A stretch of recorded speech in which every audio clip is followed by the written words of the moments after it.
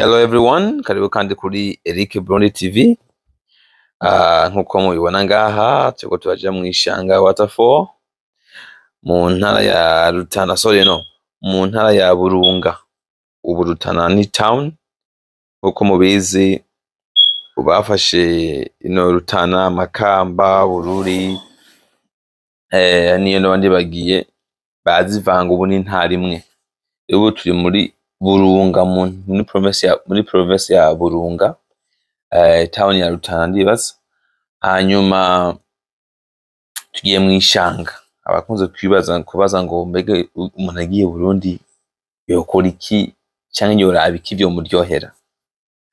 I challenge you, gende mu Ishanga Waterfall urabe ivyiza by'igihugu, uryoherwe. Nkuko tubizi Abarundi benshi baba hanze hari igihe bakubitwa n'ama stress kuko baba baje muri nature, stress wabo, imico itari iwabo, kubura abantu uganiriza nabo, ugasanga rero biguhaye stress. Rero naco gituma I challenge you ugende muri mu Ishanga Waterfall wirabire iyi peaceful scenery, nkuko aba psychologists n'abadoctors babivuga yuko amazi nkaya, the sound y'amazi akita stress. Hanyuma stay tuned, muryoherwe, katumubirize uyu muguide atwereke neza, turyoherwe, ibintu byose bimere neza.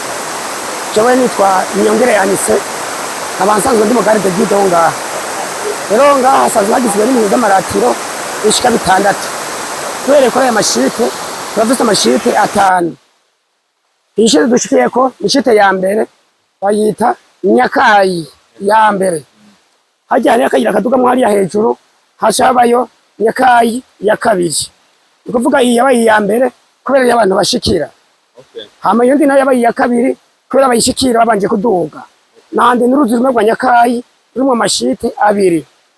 Ishite igira 3 yisangije uruzi irajya ku rundi ruhande, nayo bayita Shute Mwaro. Mwaro nayo ni izina ry'uruzi, si ya professor tumenyeri hariya hirya. Ni izina ry'uruzi niko bita Mwaro. Rero iyi Nyakayi niyo Mwaro hari hano zihurira hepfo mu ishamba, hoje zitanga Shute Karera. Iyo Shute Karera igizwe n'ibice 2. Kuri Karera ya mbere tubona aya mashite 2 ahanahurira, atagira Karera ya mbere tugira abaharuguru na Karera ya kabiri tugira abahepfo. Kwiyo shite ya Karera nyene hasanzwe hariho ikiraro c'imigozi, kubera ko hari abantu baza ugasanga ntibashaka kumanuka ku mayesikariye hari, uhagaze hagati mw'ico kiraro ucubona ayo mashite 2 icarimwe. Tubona Karera ya mbere na Karera ya kabiri hepfo. Hanyuma ikindi kigira 6 hajya mu bavu z'amazi hariho igisenga cibuye, la grotte rituelle. Kuvuga iyo grotte rituelle baje bakoresha mu bintu vya kera, iyo vya kiranga, iyo vyo kubandwa, nibo bazaye kuko nibo baracabakira. Hari abantu bakibikoresha, abantu baba intellectuel bazana amamodoka arizo bibazanye baje muri iyo migigwa. Ngabo abantu baza bari kumwe n'umupfumu, baba bafise umupfumu aza kubwira ngo ashobore kubafasha mu bibazo baba basanzwe bafise.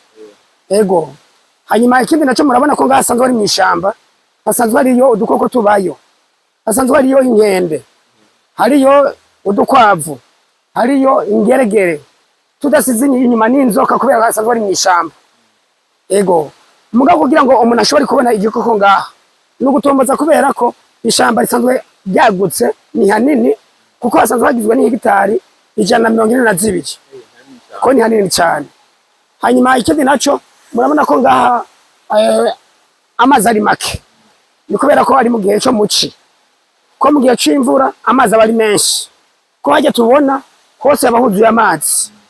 Ubu kubera ko amazi afise pression ntoya, hari abantu baza bashaka koga barashobora kujamwo hajya bakoga. Ego mugabo bajya mu gihe c'imvura kubera amazi aba afise pression nini, abajayo ni bake cyane kubera ko amazi aba afise inguvu nyinshi. Ego ivyo rero dusanzwe twirata ngaha, murashobora kwegera hajya mufata amafoto, hanyuma duheze tuza kubereka ayandi mashite. Murakoze cyane. Sawa sawa, mugize neza namwe. Sawa sawa.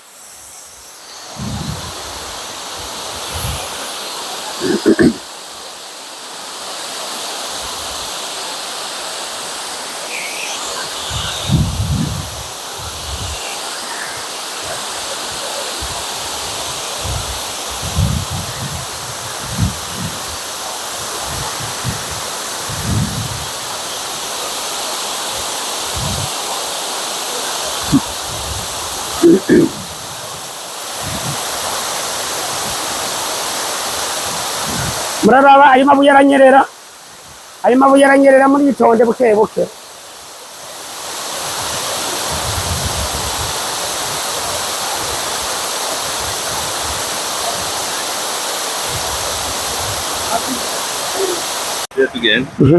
Murabona bijya twize mu bitabo reshide do mwishanga ukuvuga ayo mashite ava muri commune Mpinga Kayove yego no hari amasource mashite nayo gacaba muri commune Musongati zone nayo nishanga nico gituma avuga ngo shite do mwishanga niho ngaha yego neza cyane nivyo vyibinyene ko ya mashite twize mu bitabo nivyo vyibinyene tuko turabona ngaha yego ewo nivyo vyibimubona ile shite do mwishanga nivyo vyibi murakoze yego sawa sawa yego murakoze cyane yego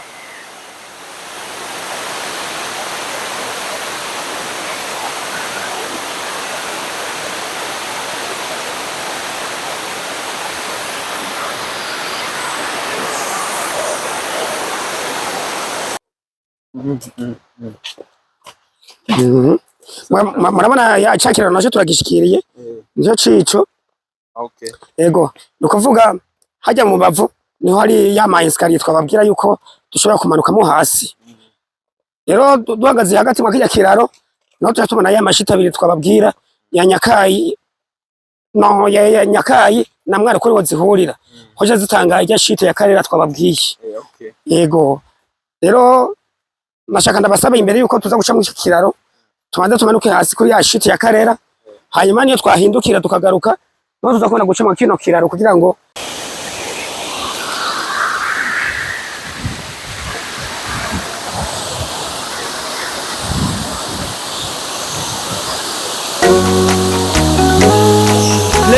ibirezi by'Uburundi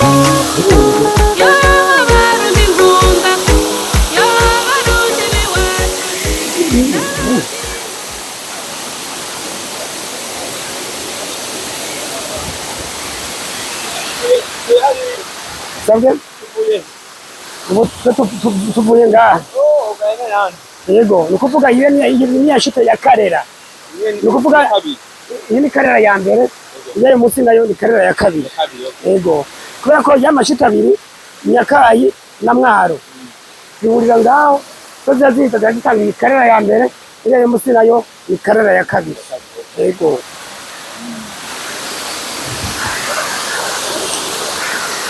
yego hanyuma murabona ko aho wese mubona hakanye haranyerera rero twashaka kujajya mugende ndabasabye mugende buke buke kubera ko haranyerera haranyerera cyane buhoro buhoro yego mwashaka gufatira amafoto ngaha ku buryo hamwe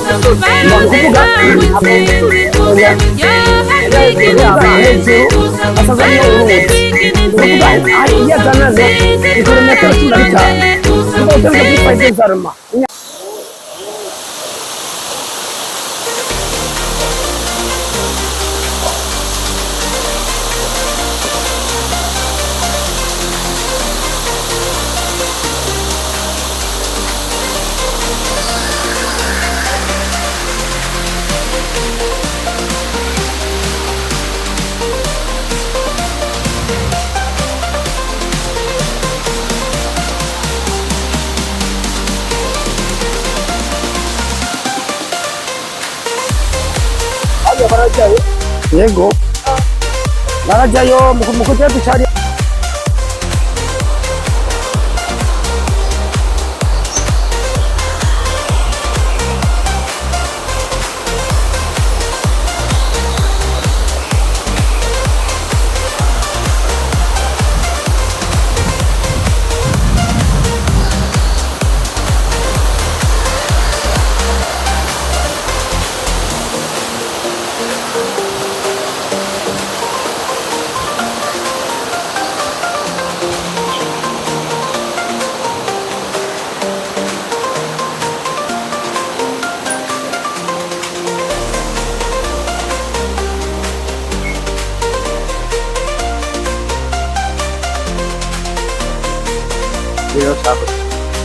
sabwe mwana kuvuga kino kiraro cyateye isoko ryatanzwe na iyi niyo européenne hama batsindiye isoko arimo baje gucubaka cyubatswe n'abazungu b'abanetale beno cyo bagitsinze imisi cyari ni kuva ame coronavirus iteye bari baje kujya fondation hanyuma mu nyuma baca baragaruka baca basubira iwabo abanepal rero mu nyuma aho coronavirus imeze nk'itanga agahengwe baciye bongera baragaruka ni kuvuga rero kira cyari gishasha kiramaze imyaka 4 ko bagishikije muri 2021 sigura yuko nacari ngaha oya kare nacari kihari ko ni gishasha kandi ikindi nacyo cyaratumye ingenzi ziyongera cyane kubera ko turetse n'ingenzi kwanza n'abene gihugu byarabagiriye akamaro cyane kubera ko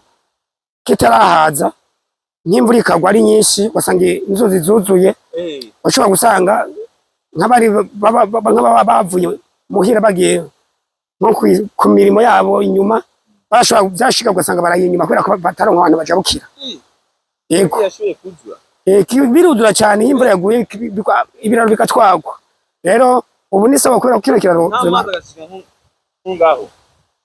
kubera ko cyane cyane hajya ca uruzi washobora gusanga nk'ibiraro byatwawe mugabo ubu ni sawa kubera ko kino kiraro cyaragize avantage cyane rwose kandi kirakomeye cyane kuko bavuze yuko gishobora kujamwo abantu bashobora kujamwo kubangana bose barashobora kujamwo nta ngorane nta kibazo kweli kuko kirakomeye cyane yego